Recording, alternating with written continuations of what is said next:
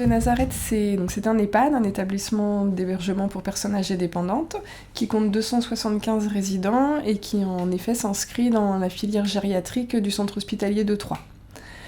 Donc ici, en termes de niveau de dépendance des résidents, il n'y a pas de critères particuliers. On accueille tous les résidents qui veulent venir en EHPAD ou qui malheureusement le font un peu par dépit parce qu'ils ne peuvent plus rester à domicile ou que les aidants ne sont plus en capacité de s'occuper d'eux.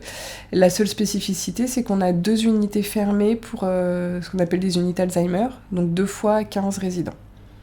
Et vous pouvez vous présenter ? Oui, donc moi je suis Émilie Barillet, je suis directrice de la filière gériatrique de l'hôpital de Troyes depuis janvier 2014.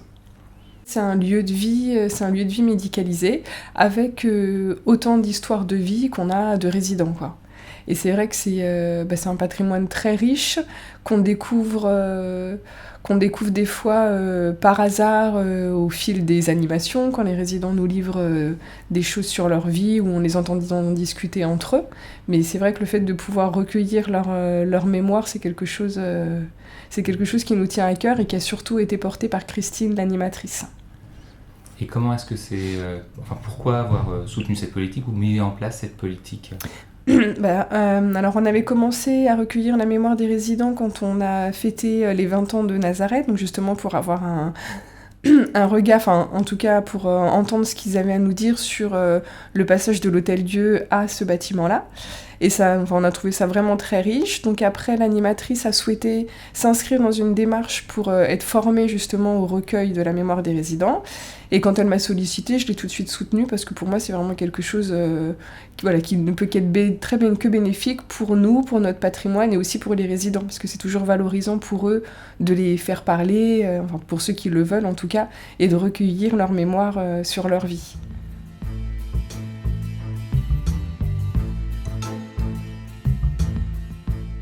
J'ai choisi de faire la formation, le recueil et la valorisation de la mémoire vivante l'année dernière.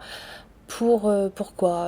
Parce qu'en fait, c'était pour donner la parole aux résidents, de valoriser leur histoire de vie, de découvrir un pan de cette histoire et de la transmettre aux générations futures. Ceux qui sont intéressés par tout ce patrimoine social et culturel, c'était vraiment une volonté de mettre en avant tout ce vécu. Certains résidents, ils ont essayé d'écrire leur histoire. Il y en a qui sont arrivés, bien entendu, mais d'autres, pour la grande majorité, c'est très difficile d'aller jusqu'au bout de leur histoire. Du coup, ça va compléter. En fait, la mémoire vivante, ça permet d'avoir un ressenti, des petites anecdotes qu'on ne pense pas mettre par écrit. Et ces petites choses, la parole qu'on entend pour leurs proches, c'est ce qui va rester, pour ma part, c'est le plus important. On a essayé de trouver au mieux l'organisation, donc je me détache une journée dans le mois, du matin, 8 heures en gros, pour faire les témoignages, pour les réécouter, pour retracer en fait tout ce qui a été dit lors du témoignage. Ça fait partie de ma journée.